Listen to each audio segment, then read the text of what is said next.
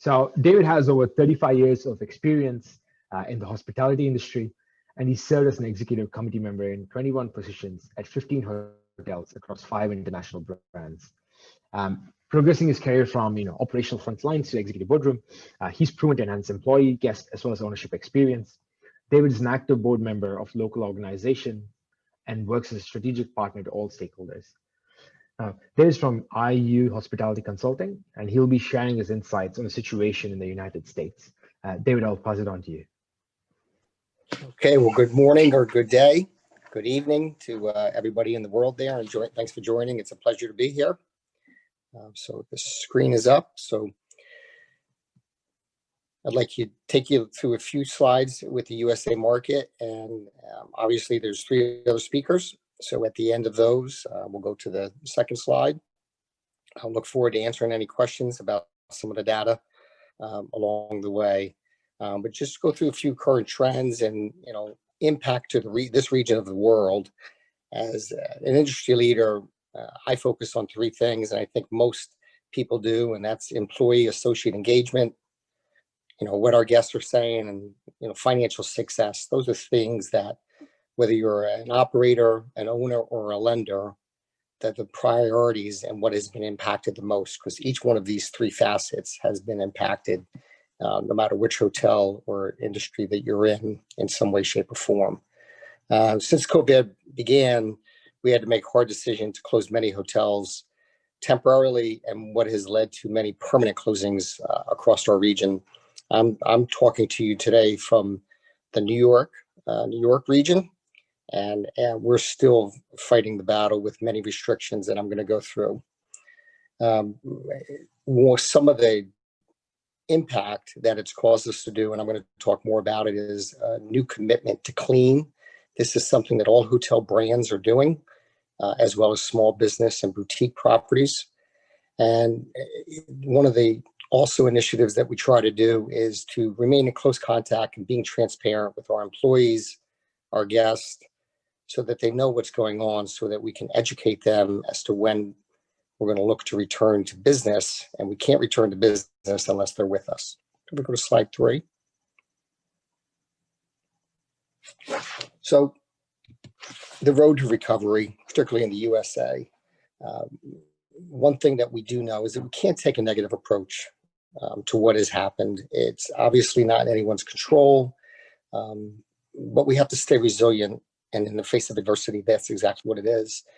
You have to almost look at the glass half full, not half empty, and see how much you can make it go up.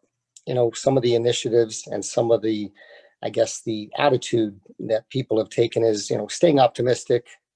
Resilience is key, and how you're going to pivot across the various industries. Some of the examples are building base business through day rate promotions. That's something that many brands are doing at the moment. Something we would never do before. Looking at airline crew business, but more of the cargo, because obviously the airlines have been struck by the COVID crisis as well. College dormitory business. Many of the universities in the States have gone to single person occupancy. So there's been a need for some kids that are still going to college that need hotel rooms. So they've tapped into that business. And, anticipating business travel, which is huge for us. And we're hoping that 40% of business travel will start back up in April of next year. That's when we anticipate it. First quarter, we think, is still going to really lag behind. Key for us, as well as everyone, is really a vaccine. Until a vaccine is truly in place, we don't feel that the business and leisure travel is going to come back to anywhere near. And we're going to get into some slide on some statistics in a moment. But until some of those restrictions are lifted, there's a vaccine in place, and some of the, the quarantines in hotspot cities are really what's impacting us. But some of the recovery that's recently happened, particularly in New York, as an example, we just reduced our 14-day quarantine to a 3-day protocol, where if you're tested, then the quarantine can be lifted, which is a promising sign. But it's critical that we help each other through the pandemic. Rebounding will take everyone to work together. Some of the organizations Here are the American Hotel Lodging Association, the U.S. Travel Association, and many of the local convention and visitors bureaus are busy coming up with initiatives and working together with our local government and trade associations to lift the trade restriction and to also allow travel. Some of the hotel operations, have health and safety protocols in place. So if you were to lift some of the restrictions, let us use the health and safety protocols, and I'll talk about those in a moment. But if we can go to slide 4, and I can give a little statistic. If you see in this slide, you can see there's various cities, throughout the United States. But the one line about 3/4 of the way over on the page, it talks about, where would the recovery be next year, from a RevPAR as a percent of the 2019 nominal RevPAR that we experienced, because we were already in a challenging environment before COVID. This really just made it much worse, but you can see it's about a 67.1, which is just significantly lower than where it would ever be. But each state assesses the level of the pandemic activity. Some states have opened up already. Some are still on very strict closures. Some are anticipating a second wave. But looking at each one individually helps us manage and set varying executive orders for opening. With the current government environment here, they may look to do a mandate across the United States with mask wearing. That's something that's been talked about. It hasn't been initiated yet. And if that was to happen, it probably wouldn't occur until 2021.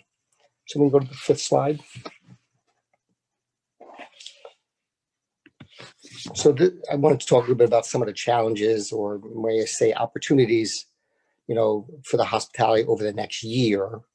And then we'll talk a little bit further down. But guests are not ready to travel, as I've said. Until there's more confidence that the virus is truly under control. And right now it's not under control.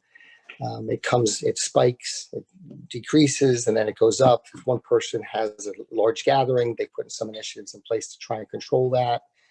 But the industry has many plans to promote travel, such as local CVB campaigns to educate our customers and build customer confidence. Working remote, this is something that I think people have learned to do, but not having a personal connection is missing. And that's something that I think people are really looking for. And that's why these day packages and just the need for people to get back is key. Leisure travel, we believe, is going to come back before the business traveler, specifically in drive markets. So in a city like San Francisco, all of these states that are within, a 100-mile radius, I think that's where it's going to drive some of the leisure travel over the next several months. And they're going to create experience because the pent-up demand for families to get out is really there. And securing base business, again, with other segments is focused for our hotels, even though the number of flights are limited for crew, things like airline crew, like I was saying. And there are a few hotels that accomplished this in New York City, so we know that it can be done.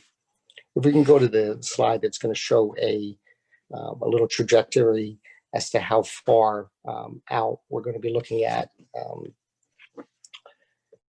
the recovery from a baseline forecast. If you want to go to the next slide. So here is a pretty interesting slide. This is something that we have from CBRE. This was the latter part of the summer. It's changed a little bit, but it's still pretty accurate based on all the data that we have. And as you can see, our 2019 and then our 2020 levels of where we were from an occupancy, average rate, and then a revenue per occupied room, our RevPAR.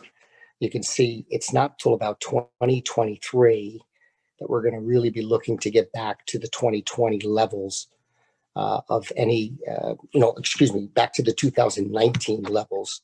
And that's going to be a real challenge for us, as you can see from that slide.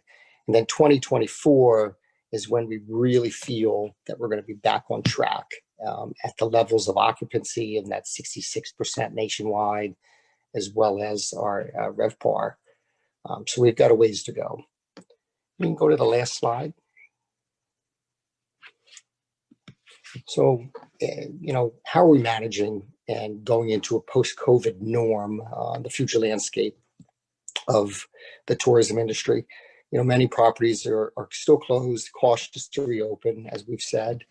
There needs to be a level of sustainable occupancy to drive top line revenue. That's what our ownership groups are telling us. Unless there's something that we feel we don't want to open and then close, we want to be very strategic about it. And then anticipate a 3-year recovery, as I just showed you in that slide, to rebuild our demand with new norms, offering services with mobile app, and those type of platforms, specifically with all amenities in the hotel. Continuing to create productivity efficiencies so we can operate our hotels more efficiently. And then getting back to the basics, and some of the things that we're doing to make people feel more comfortable is the three in order of these three is to wear a mask, stay socially distant with appropriate signage, and then sanitization, washing stations throughout your building. Those are the key points that I want to leave you with, that you'll see as new norms just about every hotel in the United States. Thank you. I'll look forward to answering questions.